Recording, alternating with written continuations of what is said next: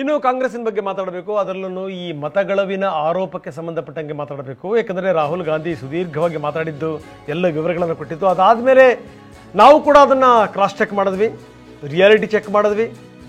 ಅದರ ಸಂಗತಿಗಳೇನೇನು ಅದೆಲ್ಲ ಪಾಯಿಂಟ್ಗಳನ್ನು ಕೂಡ ಇಡ್ತೀವಿ. ಈಗ ಕಾಂಗ್ರೆಸ್ ಇದನ್ನೇ ಇಟ್ಟುಕೊಂಡು ಸೋಮವಾರ ಬೃಹತ್ ಪ್ರತಿಭಟನೆಗೆ ಸಿದ್ಧತೆ ಮಾಡ್ಕೊಳ್ತಾ ಇದೆ.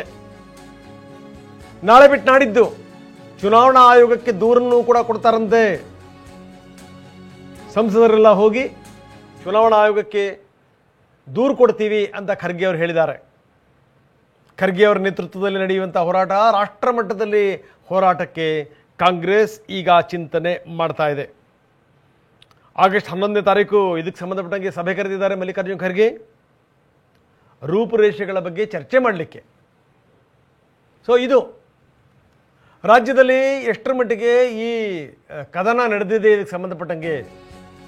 ರಾಹುಲ್ ಗಾಂಧಿ ಆಡಿದಂಥ ಮಾತುಗಳು, ಅದು ದಿಲ್ಲಿನಲ್ಲೇ ಮಾತಾಡಿದ ತಕ್ಷಣ ಚುನಾವಣಾ ಆಯೋಗ ಅವ್ರಿಗೊಂದು ವಿವರಗಳನ್ನು ಕಳಿಸಿದ್ದು, ನೀವೆಲ್ಲದನ್ನು ಕೂಡ ಈ ರೀತಿ ಫಾರ್ಮೆಟಲ್ಲಿ ಮಾಡಿ ಕಳಿಸಿ, ನೀವು ಸಹಿ ಹಾಕಿ ಕಳಿಸಿ ಅಂತ.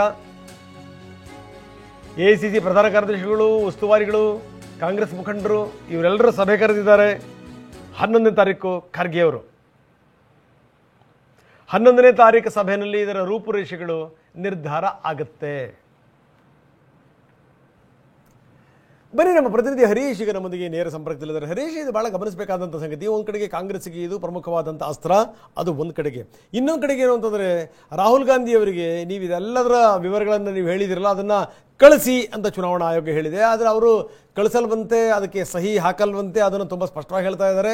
ಮಾಡ್ತಿರೋದೇ ನಿಜ ಅನ್ನೋದಾಯಿತು ಅಂತಂದರೆ, ಇರುವಂಥವೆಲ್ಲವೂ ಕೂಡ ಅದು ಫ್ಯಾಕ್ಟ್ಸ್ ನಿಮ್ಮ ಹತ್ರ ಇದೆ ಅನ್ನೋದಾದರೆ, ಅದರ ಫಿಗರ್ಸ್ ನಿಮ್ಮ ಹತ್ರ ಇದೆ ಅನ್ನೋದಾದರೆ, ಸಹಿಯನ್ನೂ ಕೂಡ ಹಾಕಿ ಯಾಕೆ ಕಳಿಸಬಾರದು? ಎಸ್, ನಾನು ಈ ವಿಚಾರ ಸಂಬಂಧಪಟ್ಟಂಗೆ ಹೋರಾಟ ಮಾಡ್ತೀನಿ, ಇದಕ್ಕೆ ಸಿದ್ಧನಾಗಿದ್ದೀನಿ, ನೀವು ಯಾವ ಕ್ರಮ ಬೇಕಾದ್ರೂ ತಗೊಳ್ಳಿ ಅಂತ ಯಾಕೆ ಒಬ್ಬ ನಾಯಕ ಸಿದ್ಧನಾಗಬಾರದು? ನಂಬರ್ 2.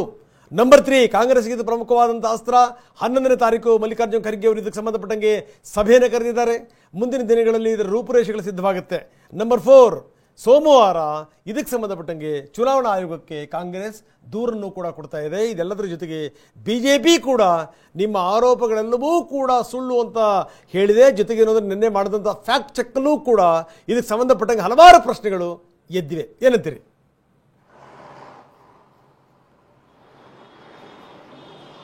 ಹೌದು ರಂಗನಾಥ್, ರಾಹುಲ್ ಗಾಂಧಿ ಅವರು ಕರ್ನಾಟಕಕ್ಕೆ ಬರೋಕೆ ಮುಂಚೆ ಮಹದೇವಪುರ ಕಾನ್ಸ್ಟಿಟ್ಯೂನ್ಸಿಯಲ್ಲಿ ಆಗಿರತಕ್ಕಂತಹ ಮತಗಳ್ಳತನದ ಆರೋಪಗಳಿಗೆ ಒಂದಷ್ಟು ಸಾಕ್ಷಿಗಳನ್ನು ಕೂಡ ಕೊಟ್ಟಿದ್ರು.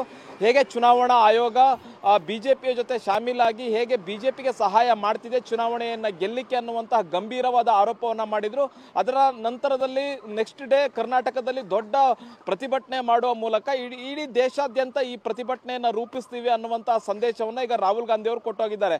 ಮತ್ತೆ ಸೋಮವಾರ ಅಂದ್ರೆ ಬರತಕ್ಕಂತ ಮುಂದಿನ ವಾರದಿಂದ ಕಾಂಗ್ರೆಸ್ ನಿರಂತರವಾದ ಹೋರಾಟವನ್ನು ಹಮ್ಮಿಕೊಳ್ಳಲಿಕ್ಕೆ ಎಲ್ಲ ಸಿದ್ಧತೆಗಳನ್ನ ಮಾಡ್ಕೊಳ್ತಾ ಇದೆ.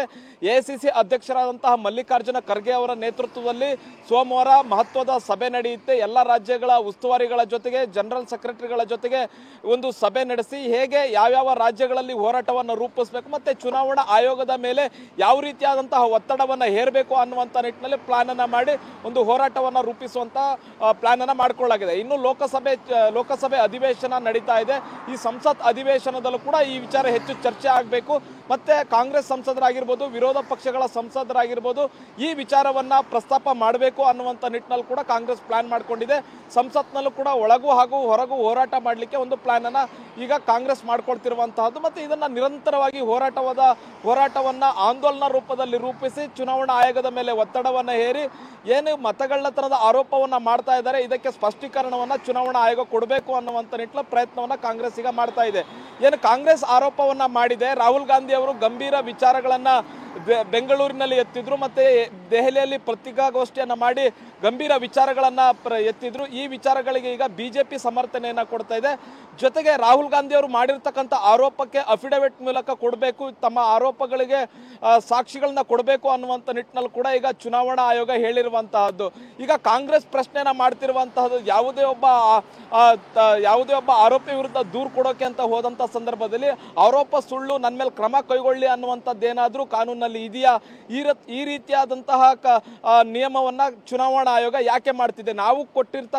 ನಾವು ಹೇಳಿರ್ತಕ್ಕಂಥ ಆರೋಪಕ್ಕೆ ಸಾಕ್ಷಿಗಳನ್ನ ಕೊಟ್ಟಿದ್ದೇವೆ, ಅದಕ್ಕೆ ಈಗ ಚುನಾವಣಾ ಆಯೋಗ ಕ್ರಮ ಕೈಗೊಳ್ಳಬೇಕು ಅನ್ನುವಂಥದ್ದನ್ನ ರಾಹುಲ್ ಗಾಂಧಿ ಅವರು ಕೂಡ ಹೇಳ್ತಿರುವಂತಹದ್ದು. ಮತ್ತೆ ಚುನಾವಣಾ ಆಯೋಗಕ್ಕೆ ಒಂದಷ್ಟು ಪ್ರಶ್ನೆಗಳನ್ನು ಕೂಡ ಕೇಳಿದ್ದಾರೆ ರಾಹುಲ್ ಗಾಂಧಿ ಅವರು. ಚುನಾವಣಾ ಆಯೋಗ ನಮ್ಮನ್ನ ಬೆದರಿಸ್ತಾ ಇದೆ, ಮತ್ತೆ ಚುನಾವಣಾ ಆಯೋಗ ಬಿಜೆಪಿ ಏಜೆಂಟ್ ರೀತಿ ವರ್ತಿಸ್ತಾ ಇದೆ, ಚುನಾವಣಾ ಆಯೋಗ ನಾವು ಏನು ಆರೋಪಗಳನ್ನ ಮಾಡಿದ್ದೇವೆ ಅದಕ್ಕೆ ಸರಿಯಾದ ಉತ್ತರವನ್ನ ಕೊಡ್ತಾ ಇಲ್ಲ, ಡಿಜಿಟಲ್ ದಾಖಲೆಗಳನ್ನ ಚುನಾವಣಾ ಆಯೋಗ ಕೊಡ್ತಾ ಇಲ್ಲ, ಮತ್ತೆ ಸಿಸಿಟಿವಿ ಫುಟೇಜ್ಗಳನ್ನ ಯಾಕೆ ಅಳಿಸಲಾಗಿದೆ ಅನ್ನುವಂಥ ಪ್ರಶ್ನೆಗಳನ್ನು ಕೂಡ ಕೇಳಿರುವಂತಹದ್ದು.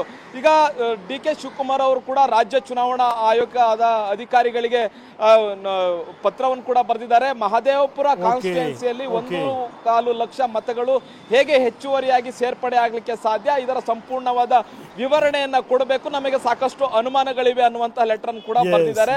ಅದಕ್ಕೆ ಸೂಕ್ತ ರೀತಿಯಾದ ದಾಖಲೆಗಳನ್ನ ಸಲ್ಲಿಸಿಲ್ಲ ಅಂತ ಚುನಾವಣಾ ಆಯೋಗ ಮತ್ತೆ ಪ್ರತಿ ಲೆಟರ್ ಅನ್ನ ಕೂಡ ಪ್ರತಿ ಉತ್ತರವನ್ನು ಕೂಡ ಕೊಟ್ಟಿರುವಂತಹದ್ದು. ಇದಕ್ಕೆ ಡಿ ಕೆ ಶಿವಕುಮಾರ್ ಅವರು ಯಾವ ರೀತಿಯಾದಂತಹ ಸಾಕ್ಷಿ ಪುರಾವೆಗಳನ್ನ ಒದಗಿಸ್ತಾರೆ ಅನ್ನುವಂಥದ್ದು ನೋಡ್ಬೇಕಾಗಿದೆ.